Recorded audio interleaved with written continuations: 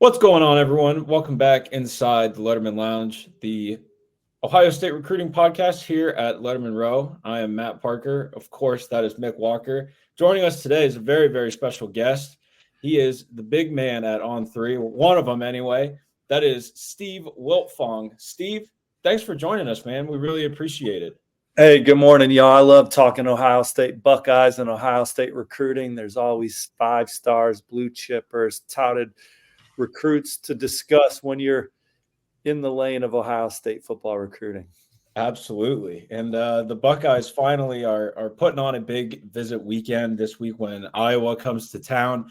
Not the ranked matchup that maybe some of us were hoping for earlier in the season, but irregardless, the Buckeyes are bringing some big-time recruits to town. Now, Steve, I know that you looked at the list. You've seen the list that we've put together.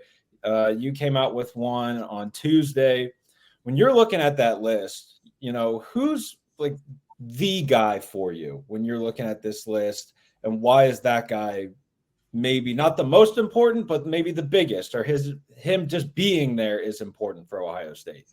Well, I think first and foremost, you start with this recruiting class that's ranked number 1 nationally by the On3 industry rankings, and all the commits that are coming back to campus this weekend. This linebacker class is a special one that Ohio State's putting together with Riley Pettijohn and Tarvos TJ Alford. Both have continued to have some dialogue with some other programs. TJ Alford's taken some other visits to Miami and Florida State. Getting them back to campus is awesome. Now, I'm not hearing any flip rumors with either, but covering recruiting a long time, your intent is always up. Riley Pettijohn's as coveted a player as there is in the class. And for Ohio State to beat out Texas and Texas A&M and USC, it was a major recruiting win. I mean, he is a high upside, very athletic linebacker. And then Tarvos TJ Alford. Obviously, the in-state programs aren't going to go away. So getting those 2 guys back to campus alongside Eli Lee, them being able to continue building their continuity, getting to know each other, talk about the future, talking about the big games that they're going to play in together at Ohio State, I think is big. Obviously, you have Tavian St. Clair coming back, Desi Jones. They can start kind of building or continuing to build their camaraderie and connection from quarterback to receiver. Good 2026 group, obviously. In-state running back Sean Austin told me that he's going to be on campus. Evan Jacobson is a 4-star tight end from Iowa that the Buckeyes are certainly showing some interest in. But the biggest targets in 2026 coming this weekend, you got Rodney Dunham, an edge rusher. He's also a terrific baseball player. He's going to kind of go through both football and baseball while on his visit to Ohio State this weekend. Dorian Barney, cornerback committed to Alabama right now, was at Alabama last weekend for the win over Georgia. Ohio State was a school that he had high interest in before he committed to Alabama. In today's landscape of recruiting, when you give an early commitment, oftentimes it's just declaring the early leader. So we'll see what happens with Dorian Barney. Obviously, in 2027, you got a couple guys that I have predicted to already end up in Ohio State's class. You got quarterback Brady Edmonds from Huntington Beach, California. My colleague Chad Simmons and I like where Ohio State stands with him. Does Ohio State want to take a quarterback this early? We'll see. Guys are going to continue to develop. New guys are going to emerge. When you take a quarterback this early, you're obviously convicted that he's going to be one of the best guys in the country, regardless of what develops afterwards if you're Ohio State. And then Jameer Brown, the athlete from Wayne, there near Dayton, Huber Heights, Wayne. Brian Hartline's recruiting him, made him feel like a very early priority. He's been to campus numerous times. And so I have a prediction in favor of Ohio State for Jameer Brown early in his process. I want to circle back to quarterback for a second. I talked about Brady Edmonds with Josh Newberg the other day on the Inside Scoop, and Ohio State has Tavian St. Clair in 2025. The Buckeyes are looking really, really good in 2027. And the big question that we're getting on the Lettermen Row message board: what about 2026? Like, what's going on there? And, we can only say so many times that, Ohio State is evaluating junior tape. They are still in contact with some guys that it's offered. It's looking turning over every single stone that it can. From your end of the deal, what are you hearing about 2026 as it relates to Ohio State in the quarterback position?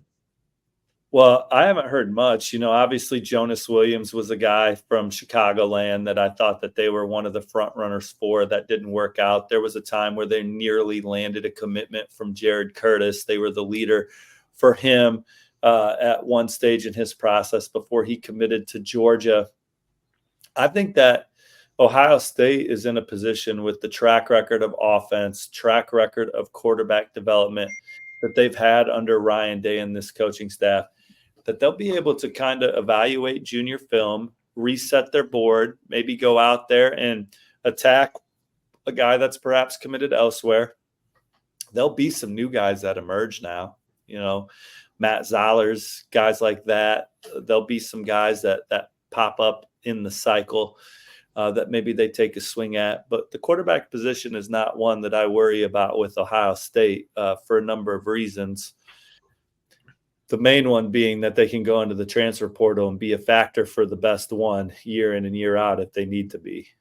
Certainly you don't want to live there every year, and that's not their plan. But they got a good young quarterback committed in Tavian St. Clair right now. I think they got some nice young arms on the roster, and then we'll see what happens in 2026. Yeah, Steve, if we go back to Brady Edmonds, the 2027 quarterback out of Huntington Beach, exactly a month ago, you put your RPM in for him. Where's that recruitment kind of at? I know there's been talk of a Texas visit, visiting at some other schools. As we get into this visit, do you have a pulse on where he's kind of at? What could be next? Because I think a lot of people are saying commit watch for Brady heading into this weekend. Yeah, he's mapped out some visits this fall. Ohio State's clearly the leader. He hasn't hidden that. So another good experience at Ohio State this weekend. We'll see what happens with Brady Edmonds, but I think it's pretty clear that they're the team to beat already. And then another guy that mapping out visits, I know you talked to Naim Offord and his father multiple times throughout the season. Has there been any progress on Ohio State visit? That's another question we kind of get asked a lot. Yeah. Ohio State's trying to get him up for the Nebraska game, and there's also talk of him coming to the Michigan game, which would obviously be right before the early signing period hits December 4th. So, look, that one's going to be a battle. But Ohio State's got a lot going for it in that recruitment from Coach Tim Walton, the trust that they have in him to develop him on and off the field, the level that Ohio State's playing at when you stack it up to some of the other schools that he's looking at. Oregon is another contender in there, and he's going to go to the Oregon-Ohio State game, and he's been to Oregon a few times, and I think he likes Oregon. But still committed to Ohio State, saying all the right things to the Buckeyes. They got, in my opinion, if you're Ohio State, you'd love to get them to the Nebraska game because then you can still get greedy and get them back for the Ohio State-Michigan game. And I think if you're an Ohio State fan and you maybe are not the biggest recruiting fan, which we hope you are if you're watching this show with myself and Mick Walker and Steve Wiltfong. But I think if you're an Ohio State fan with the whole Naim Offord situation, you have to feel at least not bad, because you look at where he's gone this fall, and he's gone to Auburn, and this has not been the season that Hugh Freeze and the Tigers have been hoping for. And then he's going to Eugene on October 12th, when the school that he's committed to is going to be there. And if you can, if Ohio State is able to stack up, Ohio State knows that Naim Offord is going to be in Eugene, Oregon, when the Buckeyes are there. Ohio State is there. Then the Buckeyes have a bye. Then they play against Nebraska on October 26th. And if they're able to get Naim Offord on campus for that game against the Cornhuskers, that's seeing Ohio State twice in two very different environments in a span of 3 weeks. And I think we know, these are very smart kids that are asked to make a lot of grown-up decisions at such a young age. But even with that, they're still very impressionable. And I think being around Ohio State in two different lights and two very different atmospheres. Now, obviously, when he's on Oregon's campus, he can't talk to anyone at Ohio State. That's kind of how the whole operation works. But having the opportunity to see Ohio State on the road. And then if he's able to get to Columbus and, 2 weeks after that, that has to have some kind of an impact, don't you think? Well, I think that we've seen Ohio State win these kind of blue chip battles at the end. So you hang in there, right? Jeremiah Smith took a lot of visits to other programs at the end of his process. And Miami gave him a lot to think about, but he stuck with Ohio State. Edric Houston, Alabama got in there real late as he was dotting the I's and crossing the T's on his recruitment, and maybe even woke up that day going to Alabama, and by the afternoon was back with Ohio State. That's how crazy and wild these things get at the end. But I think what it showed me is that Ohio State has the resolve to go the distance every round, no matter what it takes, to land a coveted player, because that's what you have to do to maybe win the last game of the college football season. And so they're prepared to battle for Naim Offord, and we'll see what happens as he continues through his process. But the next step is trying to get him back for the Nebraska game, and then after that, getting him back for the Michigan game. Let's walk things back a little bit here. Moving on from this guest list to maybe some offensive line recruiting. August, David Sanders Jr., the number 1 offensive tackle in the On3 industry rankings, had his decision date set. I think it was on that Monday, maybe, because he announced on a Saturday. On that Monday, we start to saw the RPMs go in for the Tennessee Volunteers. Ultimately, those were correct. He picked the Vols on that Saturday. Because I think between of all of the national guys, I really feel like you were one of the very few guys that were giving Ohio State the actual chance, and I just reading your coverage from afar, I thought at one point you were going to put in the RPM on the Buckeyes to get David Sanders, and you would have came to Columbus and been eating and drinking for free if that had happened. Well, but obviously, if he would have came to Columbus, it would have been because of Coach Day and Coach Fry and the coaching staff and collectives and all of that were involved in the recruitment of David Sanders Jr. And I think that there were times where Ohio State gave him a lot to think about. He was very positive with Ohio State's commits and coaching staff, and his parents were. And he took multiple visits to Columbus and saw a program that's developed offensive tackles at a high level. Paris Johnson Jr. building a connection with Paris's parents. His parents did. Looking around the area at places to live. If David did end up going to Ohio State, because the whole family is moving to where David made the decision, Ohio State covered every nook and cranny of that recruitment. But at the end of the day, Tennessee was steady, consistent in that recruitment from 8th grade all the way to his decision. And I think that there were some times where Ohio State had to build back up in that recruitment of David Sanders. And I just think his comfort level with Tennessee and that coaching staff and that program was one of the differences in that recruitment.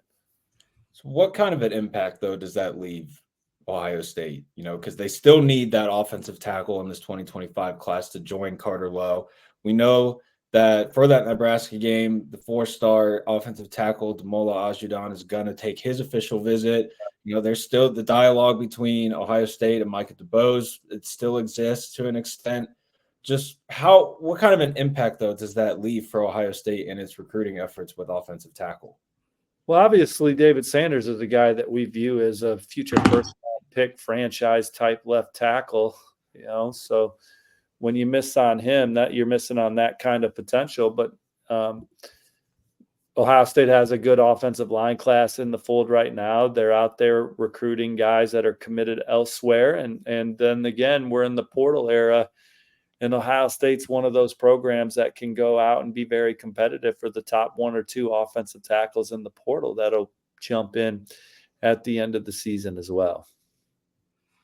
Steve, if we keep it on 25, speaking of Damola Ajudan, you wrote a while ago about some of the other positions they could be looking at. Running back, they're still recruiting Anthony Rogers, somewhat the Alabama commit, Chaz Coleman, the new On300 athlete up in Warren, Ohio.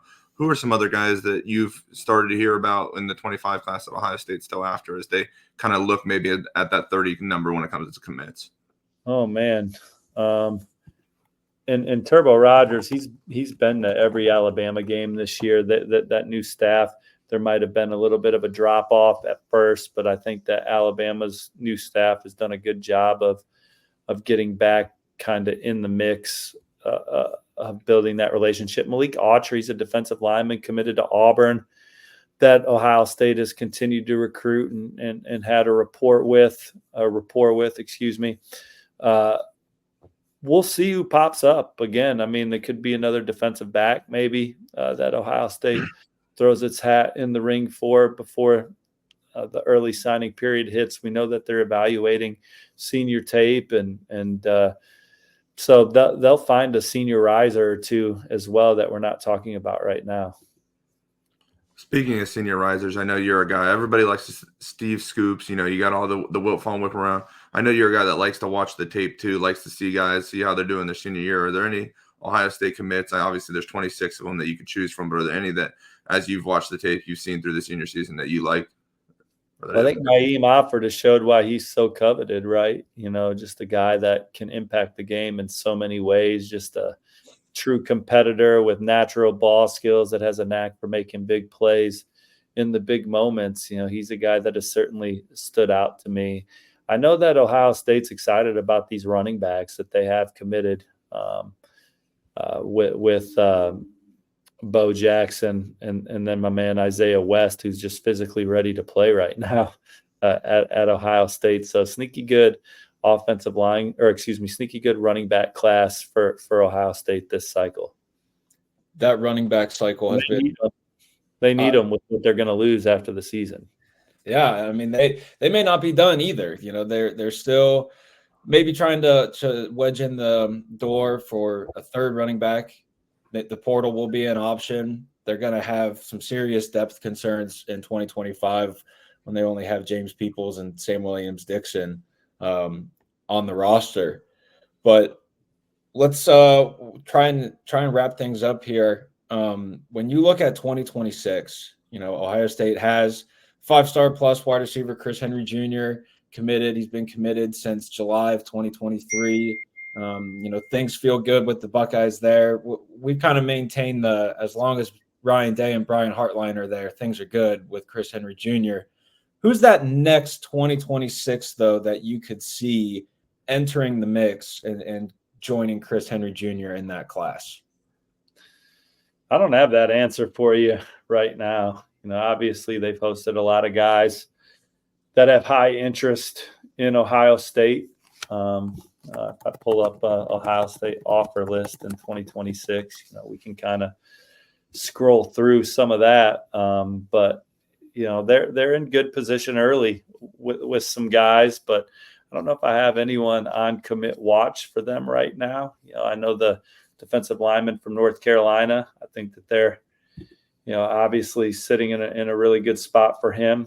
Jakeem Stewart is someone that they're in the top 2 or 3 for, but ultimately LSU may be tough to beat for him, and he's probably a 2025 reclassified anyway.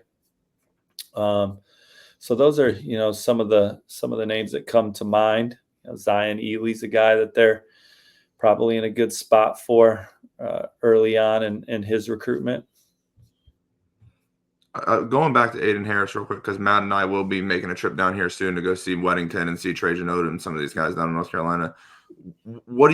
Why'd you put it, like, kind of went into the reason to put in there? They're the leader right now. You know, now they'll have to battle to stay at the top of his recruitment, but they're doing all the right things early. They'll take both brothers.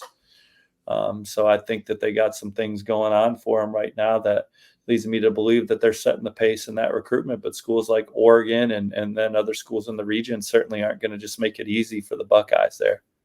And the last North Carolina guy I want to, because he doesn't do much media, but PJ Dean, the offensive lineman, I think you've done a good job early on reporting the pulse of that. Where does Ohio State kind of fit in that mix? I know Alabama, North Carolina, some of those in-state schools are also in the mix for him as well. Yeah, you know, some of the schools that PJ mentioned to me that he's high on in the summer, Ohio State was one of them, Georgia, Florida State, South Carolina, NC State. The thing that Ohio State has going for them is that they're just so consistent every year, you know. So very consistent football team that year in and year out is competing for championships and having guys drafted high, and some schools fall off from that. But they're right there with Alabama and Georgia that you can count on for 12 wins and a lot of draft picks. The standard of excellence is what they call that at Ohio State. But folks, that is going to do it on this episode of the Lettermen Lounge. Steve, thank you so much for joining us. Guys, if you want to watch and read more of Steve's work, he is on the Inside Scoop with Josh Newberg. He is on the Wiltfong Whip Around with Josh Newberg. That also gets sent out in a digital copy that you can read online with some of the highlights of the show. Be sure to follow Steve Wiltfong on X at @SWiltfong_. You can find all of his work, his scoops. We are certainly grateful for you being on the show today and hope to have you back sometime soon. Yeah, let's do this more regularly. I used to talk Ohio State once a week at my previous place of employment, 24/7 Sports. So I'd love to, especially when 2026 ramps up. Yeah, absolutely. We are 2 months and 2 days away from the 2025 early signing day period. There's going to be a lot going on. But be sure to give us a like, subscribe, leave a comment, tell Steve you say hello, and thank you for watching the show. We'll see you guys soon. Take care, guys. Thanks for having me on.